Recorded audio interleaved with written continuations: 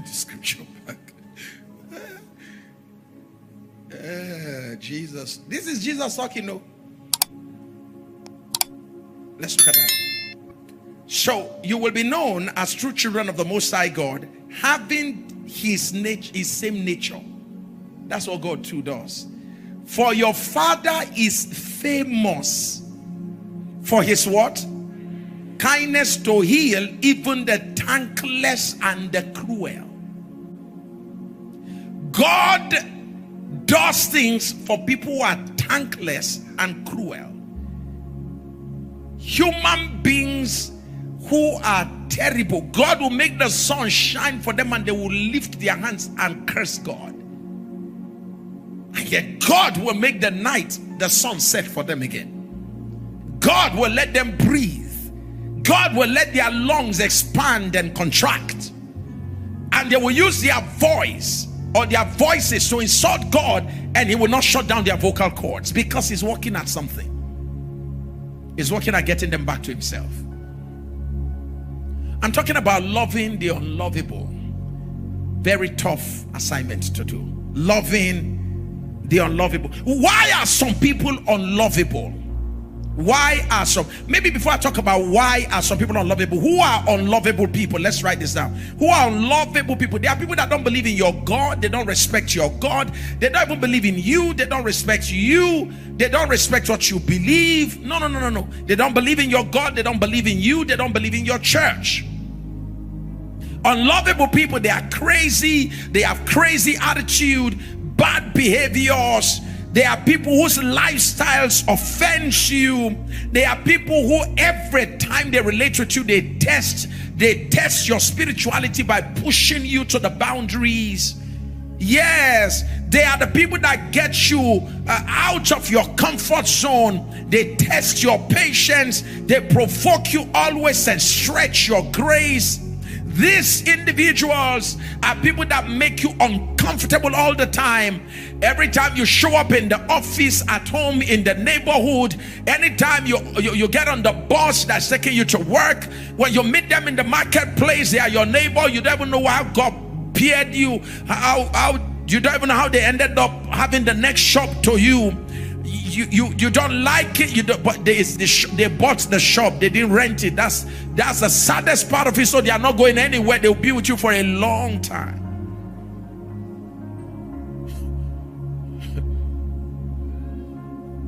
Just terrible set of human beings. And sometimes, what do you do when it's not out there? What do you do when the unlovable is your husband? What do you do when your wife is the unlovable one? Yes, I said I love you when you were reasonable, but over time, the same woman you said I love you to, the same man you said I love you to, has over time metamorphosed into something you cannot recognize. Now it's difficult to truly, is this who I loved? Is this who I married? What do you do when the unlovable is your husband, the unlovable is your wife? What do you do when the unlovable is now your son, your daughter?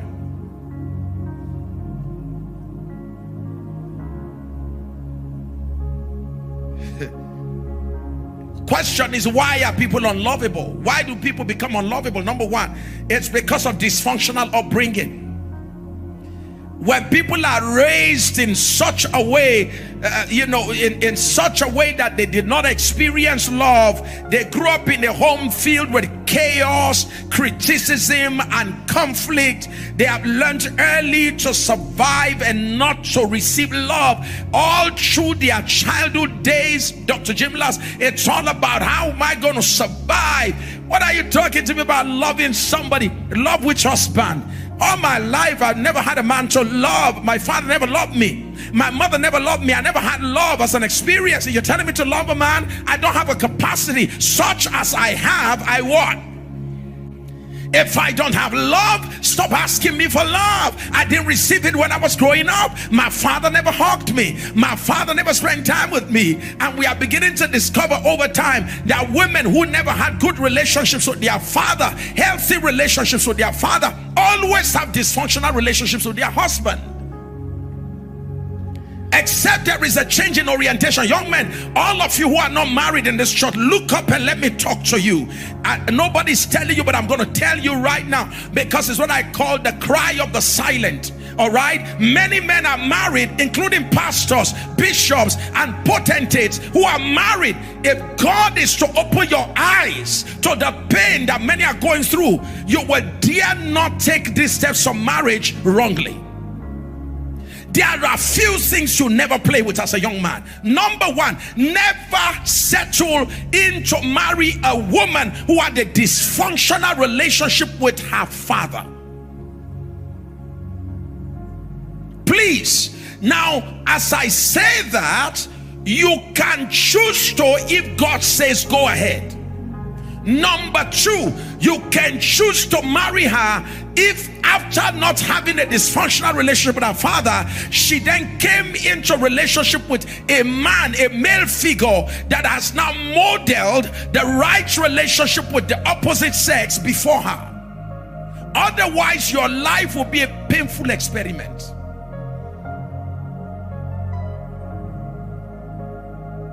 Be careful, ladies, of getting married to a guy who never had a good relationship with his mother. My wife is here. I told my wife, I said, sweetheart, growing up, I said, my mother was very strict with me, very, very principled. My mom was very tough with me.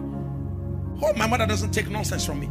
In fact, if you come and tell my mom that we saw Sam was jumping fence. The moment I get back home, my mom is here.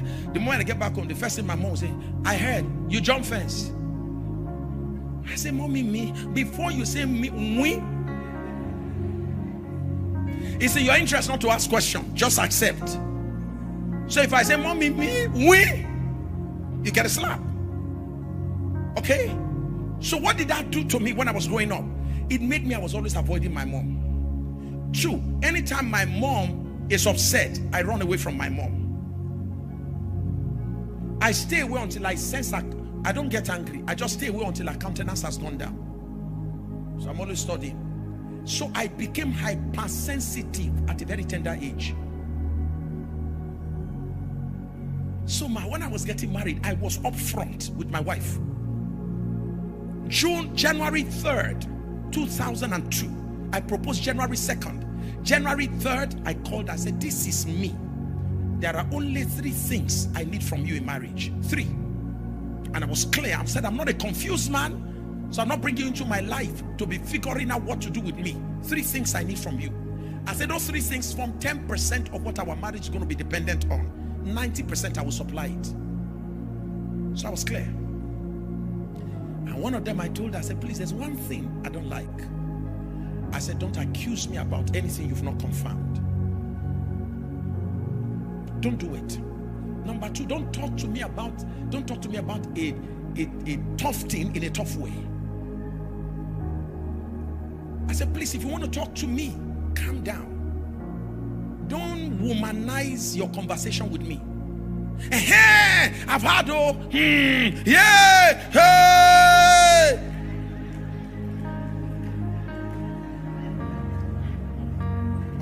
Don't do that with me. Is it true? I can't believe it. Don't do that kind of thing with me. Don't. I'm not somebody you can't confront with the truth, but how you do it matters. So I told her very early. I hope I'm helping young people here. I told her straight. I said, if you want to talk to me, calm down. Internalize the facts. And then find the best way to converse. Sorry, is it true I heard this and this? I will own up. I said, otherwise, the day you talk to me about it wrongly, I called her. I said, this is how my mom normally talks to me. I don't like it. I say, if you do it that way, I say, I will respond to you the way I normally respond to my mom. It is my way of preserving my peace, because my world is in my mind. My greatest asset is not house, land. There's nothing I can't give up. But I can't give up my peace. Because it is where my productivity comes from. Any attempt to penetrate my world will be resisted. Because my first area of defense is protecting my mind. The only thing God told me, said, guard your heart. So even you as a wife, if you're going to penetrate my mind, I will guard you out. Because I need my mind to be your husband. If you shatter it, you can't have me. You will have a monster. So I explained to her very early in our marriage. We'll have some situation. My wife will just, and then she'll just forget. So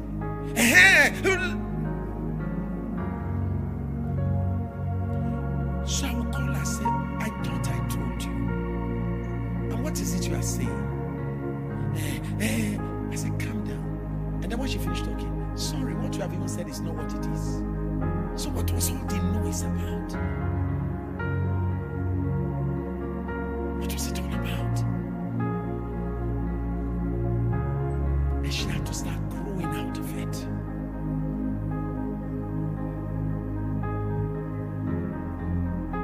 Hallelujah. So how children grow up affects them. So people you call unlovable, you have no idea where they were raised from.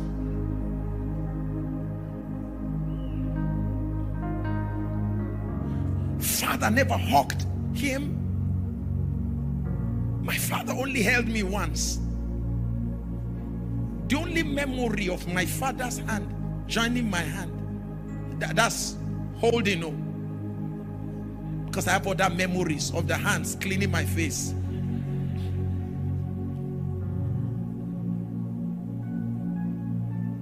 My ear particularly. Be hearing me.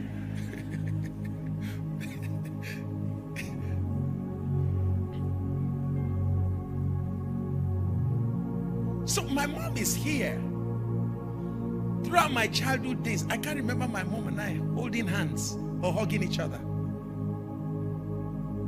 I can't remember that. It never happened. My mother is a great force in my life. I honor my mom. But I'm telling you, so when we come into marriage now, and my wife is like trying to hug, she too, she came from a place where there was no hugging. Me, I came from a place where there was no hugging. So I will not forget now that we want to hug each other. Oh, I just do like this. Me too, I'll just do like this. And they call this one hug.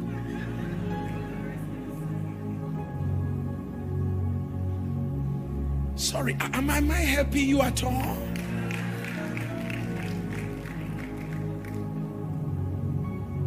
If you don't understand this, you find it difficult to love some people. You will not know that the complexities that is projected is as a result of roots that have not yet been resolved.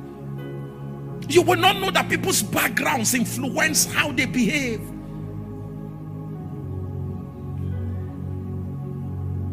So now I'm the one that will hug my daughter.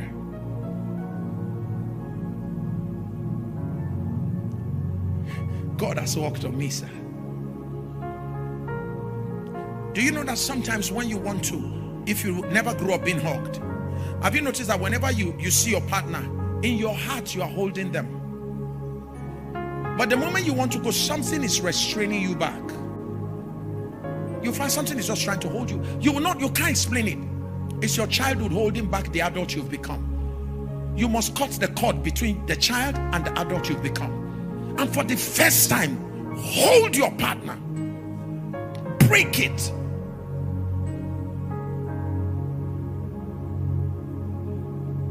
I see a woman telling her husband, hug me now.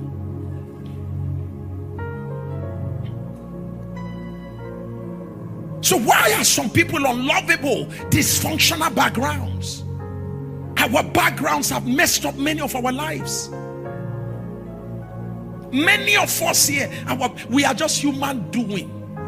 Many of us here, we're not human beings. Just human doing. Ishe, walk. If we take walk away from your life, what are you? Who are you? If we take your achievement away from you, what else do you have in this life? It's all about work, results. And we use all of that to numb the pain of the dysfunctionality that rules in our lives. You've never truly experienced love. You've never experienced true love.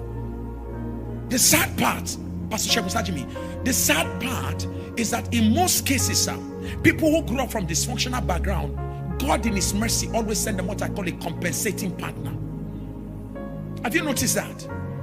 You come from a dysfunctional family background, and God send you a partner that is a compensating partner. The challenge with getting married to a compensating partner, can I come close a bit? So let me have my phone. The challenge with having a compensating partner is that, sir, here you are, God brought you into the life of Shegun. Is that okay? So that you can give him love. But because of the background, because of his own background, most compensating partners get frustrated because of a resisting partner. Am I talking to anybody here? So here am I trying to pour love on you, and after a while, sir, because after a while I'm resisted, I shrink in. See what I'm telling you today, there are nice people that have become bad people in marriage. The challenge with this is this: compensating partners, when they shrink, when they withdraw, they become worse than the partner that is resisting. That's when you start hearing things like, I don't know what has happened to him recently. He has become just terrible. Is this the man that I married? Is this the woman that I married? No, you trained the monster called Saddam. You made a monster out of a nice person. After a while, this person has been trying to pour love, trying to give you love. You keep resisting the person. Now, where's the person going to pour the love out to?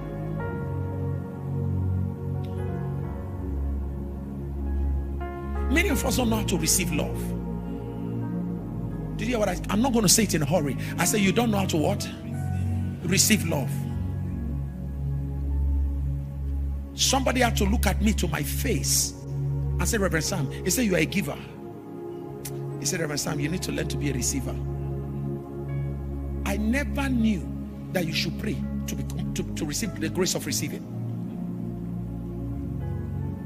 Mommy, I run away from receiving. I run away from receiving. I just love, I thought it was a fanciful thing to just be given and never receive. I'm still learning, sir, how to receive. Sometimes if you are close to me, if you come to give me something, the first reaction you always say, I always want to like take it back.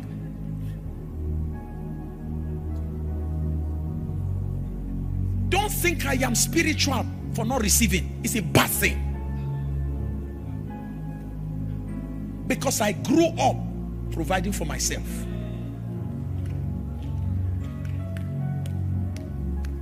Expectation was a terrible thing for me. Can I help anybody here? Mommy, what do you expect to get anything from? Father died very early. So who do I expect anything from? It will not come from anywhere. So if it has to come, I look up to God or I work for it. So I cut off expectation of receiving anything from anybody.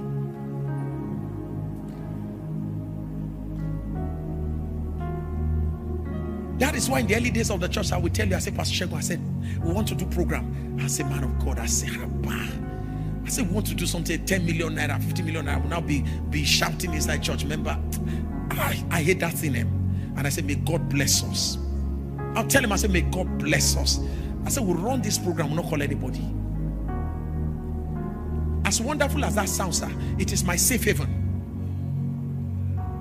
Because again, growing up, I ran things without calling anybody. But this is church. This one you must give now. You must give now. Are you getting what I'm saying, sir? Mrs. Amaka looked at me. She said, Reverend Sam. She said, look at the way you are giving. She said, because she said, I'm watching you. She said, everything you want to do, you'll be the one giving. You'll be the... See how God is blessing you. He said, let us also give. Let us also give. Otherwise, you're going to see matured adults here coming to me to pastors who are not givers. They can pray, but they have the gift of receiving. Not giving. You will see them come to you. Papa, please, school fees. Say, who are you calling for your own school fees?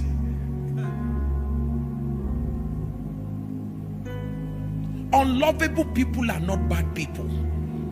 Most of them grew up from dysfunctional homes. I'm talking to wives here who want to crucify a husband.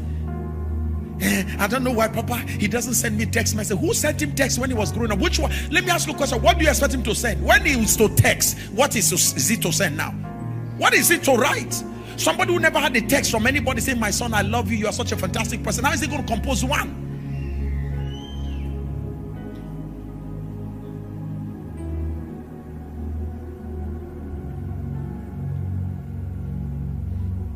How do you want him to compose one love message?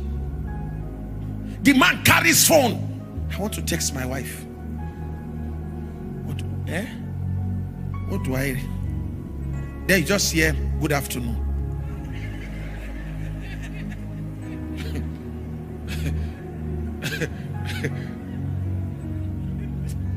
For the benefit of that, maybe he has something to say. Good afternoon, dear. Thank you. I just wanted to know that you are fine. And you, the moment you saw good afternoon, you're excited to see like, you are the beautiful something that happened this morning. I was just thinking about you. You look like the rose flower because you grew up reading Mills and Boone. There was no hunger in your family. There was no hunger in your house. We're reading Mills and Bones, James Hadley Chase in your house. If we were watching movie in your own house, you grew up in a house where you have time for movie night, entire family with popcorn. When I was in Mando Road, Kaduna, by the fuel station with ice block, bread, sugar cane. So you're not expecting me to come around you and be singing Johnny Man.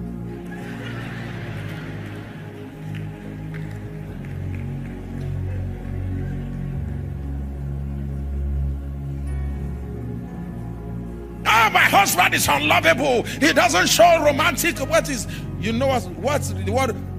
It was when I grew up, I started hearing the word something romantic. What is romantic? In fact, I'm hearing the word. What does it mean?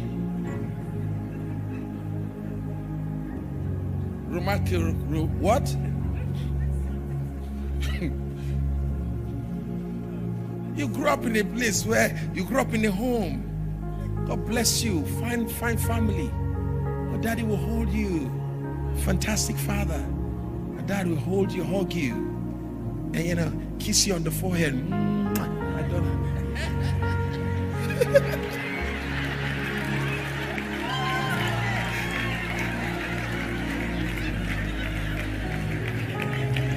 Kalu,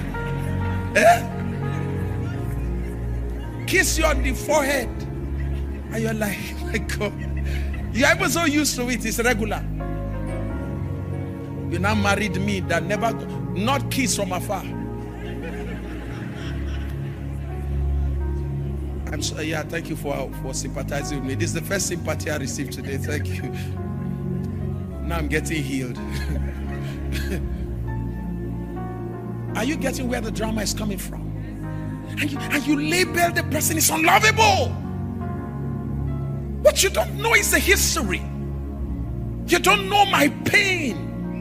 You don't know my background. My behavior speaks louder than my identity. So you mistake me for what my behavior is. It is very true that you can judge me by my behavior, but in reality, my behavior is not who I am. My behavior is a product of my background. I was a twisted child. I was a child that was exposed to an environment that damaged me before I was shot into life. I am in need of the Savior's help and the information that comes, or the revelation that comes from the Word of God that transforms me. If you see me coming to church, I'm not just coming because I want to come and see your face. I want to hear things like this that will help me to shape my perspective based on the Word of God and become a better person.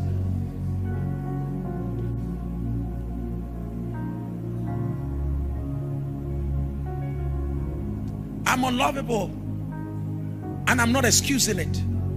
I'm only telling you that, look, my situation is because of my background, and I'm committed to making it better.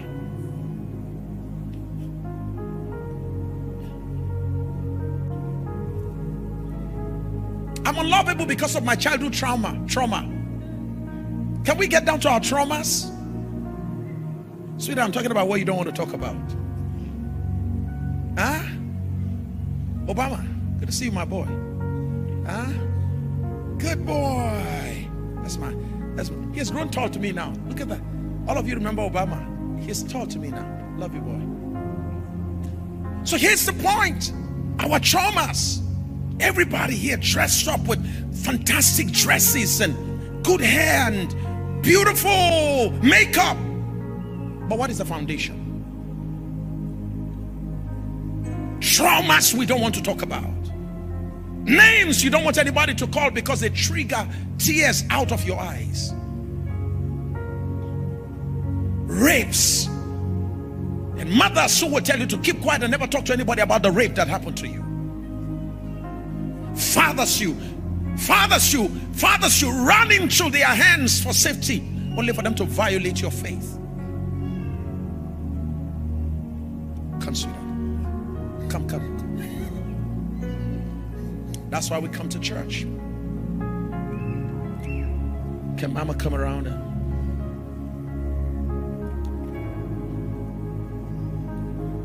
And you will see her and call her unlovable. But you don't know. You have no idea.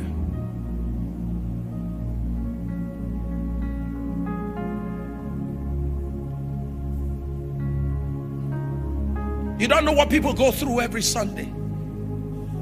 Oh, look at her. She came to church and all her breasts is outside. Is that all you can see? Have you ever thought about the fact that why is her dress short? Why would she go for a dress that is short when there are dresses that can cover? And you have no idea how someone has insulted her when she was growing up and told her you look like a boy. Words that are controlling her in the wardrobe. Words that will tell her, if you wear that one, you will look like a man. Wear this one, it will accentuate you as a woman.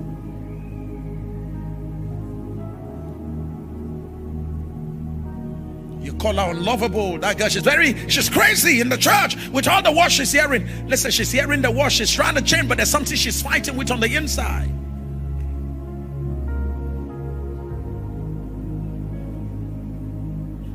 Am I talking to somebody else?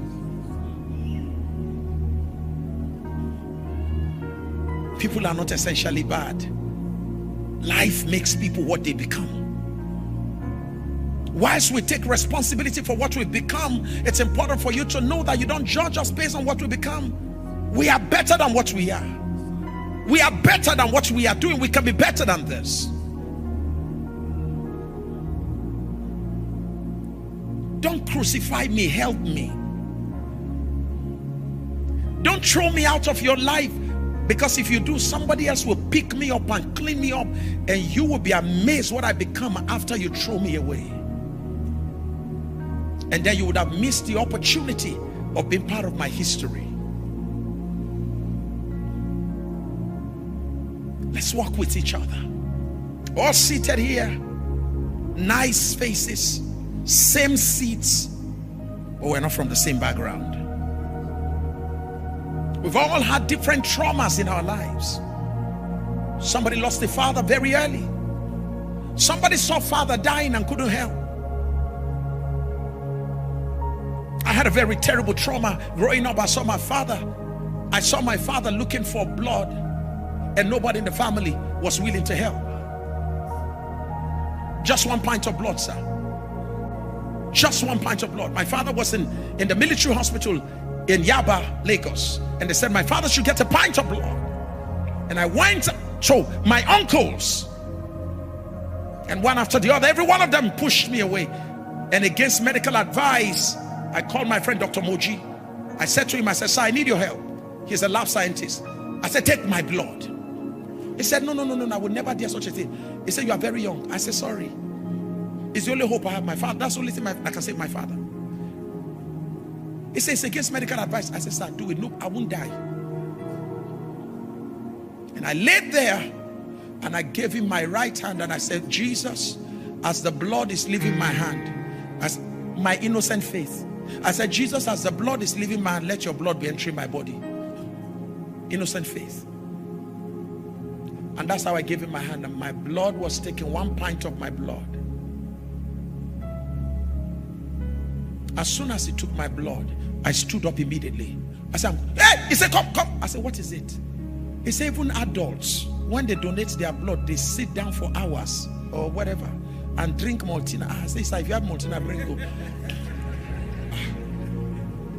If Maltina is part of this arrangement, bring. But wait, I don't have time to wait. He said, you are not okay. I said, sir, I am okay.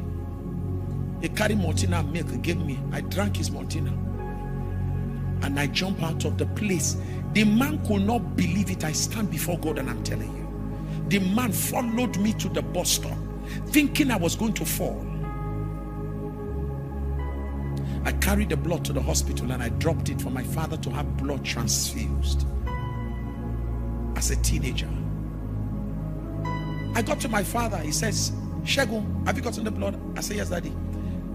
My father never knew until he had taken the blood, until he left the hospital. My father was at home. It was towards his death. My father called me. He said, Shegun, where did you get that blood from?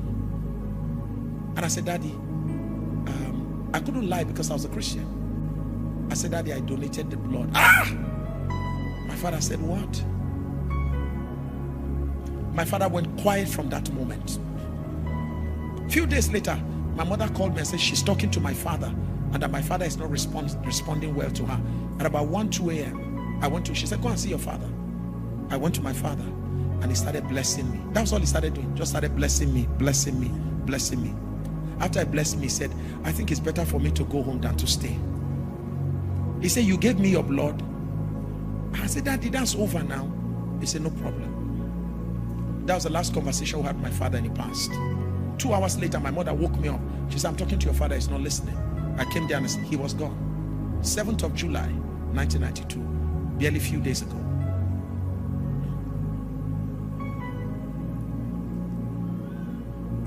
The challenges of life.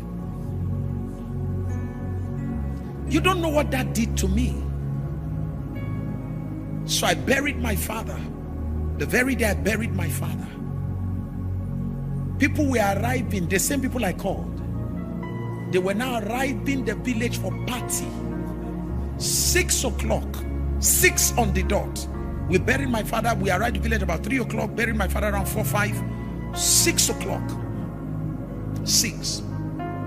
The moon was perfect, clear, full moon. The Lord said to me, get out of this village now and never come back until I tell you to. 1992 till date, I've never been back to that village. It was just about a few months ago when America, God began to minister to me. He said, the time is coming, you are going back home. And then recently, one of our women said, sir, there's somebody who needs to see you. Only for the person to come. Turns out to be a senator from my constituency who wants to be the governor of our state. He says, I just came to see you because I know they say if you pray for people it will work. I said, now I know what it means. You are going back home. I said, I'm coming for your inauguration. But here's the point. Imagine if I have a wife who is always saying, can we go to your village? Why are you not always going to the village? Now you must go to the village. As if there's income from going to the village. Are you running away? Maybe you have a wife in the village. You start making those kind of, you don't know my pain. You start raising those kind of conversation. A new trouble will begin in the family you will not be able to resolve.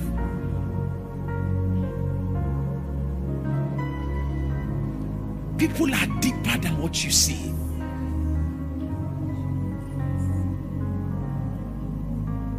You don't know what people have gone through in life.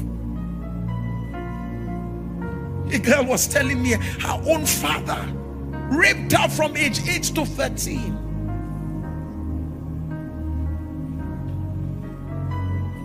A man was complaining, Pastor, anytime I want to touch my wife, she's pushing me away. Pastor, I will go out. I said, calm down, sir. Can I talk to your wife? Only for me to meet the wife, to realize that the wife was multiply being raped from age 9 to 16 by her uncle. And what color of shirt does she? Because when I was going through therapy with her, I was taking her through a process. I said, sorry, can you talk about indicators, colors and all? She said, color. I said, what color of shirt does the man normally wear? She said, that's the only thing she can remember is blue shirt. Guess what her husband likes to wear? Blue. So the subconscious programming is constantly triggered by the color. So she too didn't know because nobody taught her. So anytime the husband wears blue, it triggers a subconscious memory. Whatever is stored in the amygdala, everything begins to come back. So she's influenced consciously by an unconscious programming. So she's just finding herself angry. No, it's blue that is triggering her. So I called the husband. I said, pending when she gets healed, stop using blue. And the man called me and said, some miracles have started happening. And that was after that they started having children. He would have thrown her away. No, we are incompatible. It's not incompatibility. There's trouble in everybody's background.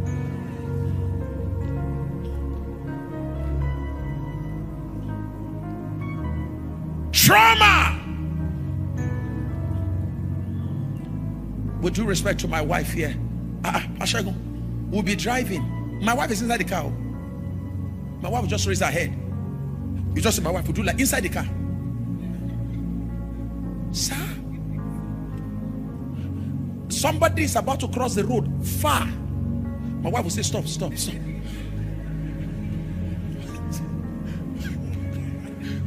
What is this?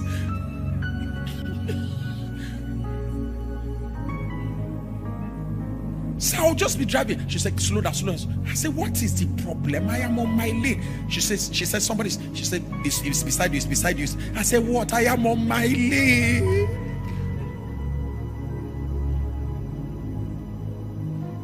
It was when she was small.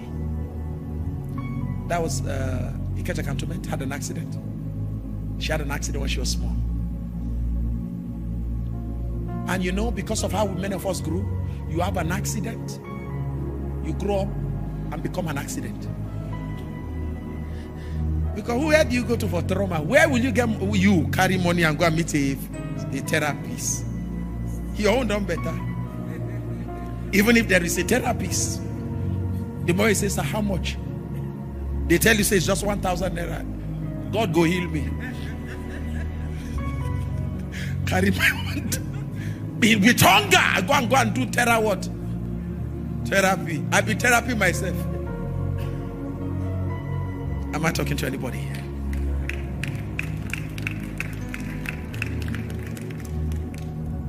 Let's stop judging each other when we don't know each other.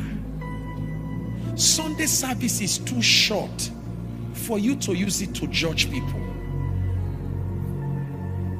Did you hear me, ma'am? Visit each other at home. You don't know each other on Sundays. Are you hearing me? Come, sweetheart. Come. Yes, my blonde woman. Thank you so much. I love the blonde hair. Okay, so why did you choose to do blonde?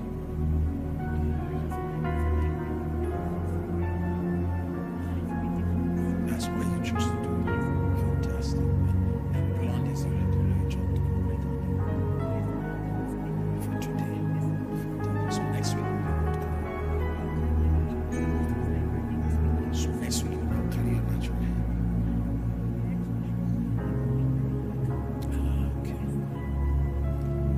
Is she beautiful? Some of you can't answer because I've waited with that now. Waiting with that something she put for her head. Is she a beautiful lady? Is she amazing?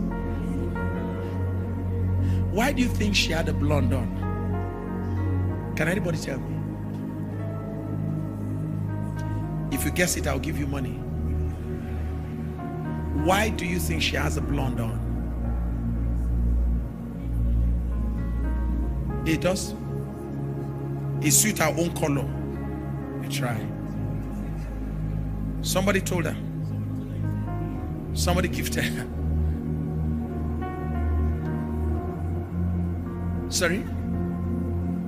She doesn't have hair.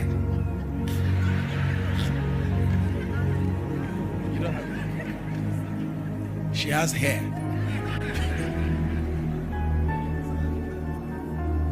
It's her choice. That's a generic answer. I know you're an educationist. You want to trap me. What's that?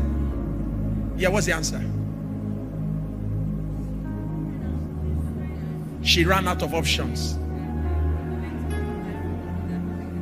So she wants to revamp other hairs. That's why she now decided for this one. Hallelujah. Sha-da-da-da-da-da. Ma, it's the only one she has. Thank you, Mom.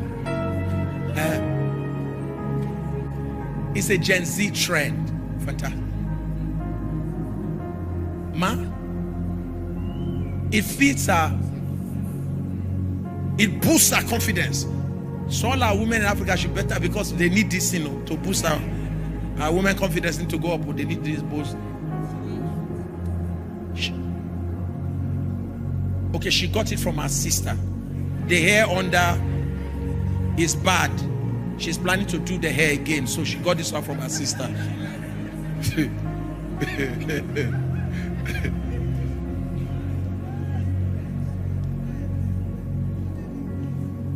She has somebody she admires, so she's using this hair to model herself after that person. Kai.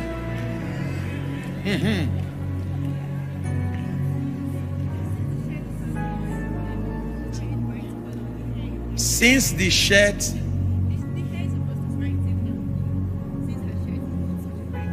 so the reason why she wore the shirt is the hair is because of the shirt. So the hair is now in her shirt. You two need to come out today. Oh, yeah. Come out, you two. Keep her close to you. You will tell me your own too today. We will see whether it's bright in the black trouser or Obama. She wants to impress her crush.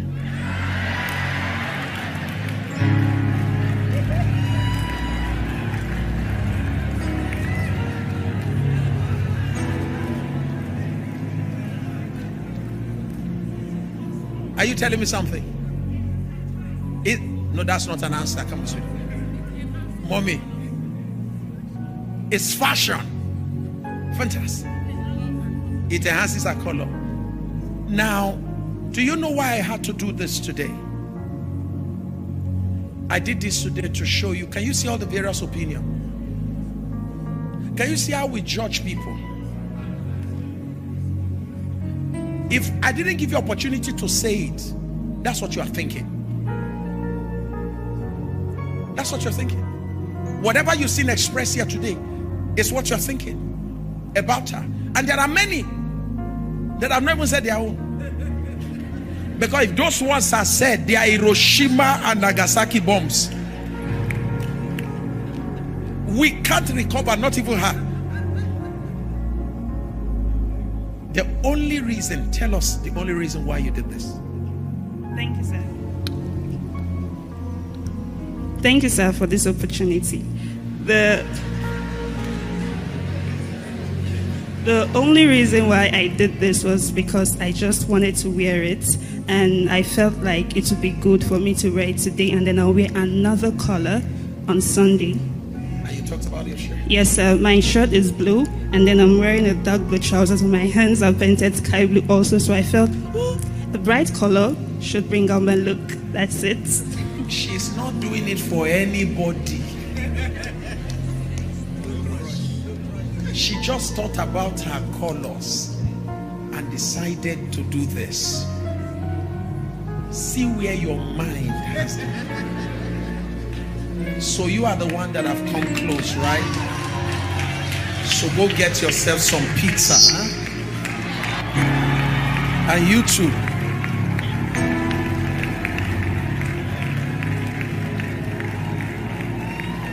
Lesson.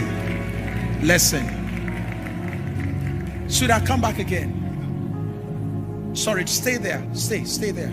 Lesson before you judge anybody. If you are not patient enough to go and meet them, take a walk with them. Make them comfortable. If you are not patient to find out, shut your mouth up. I'll see you next week.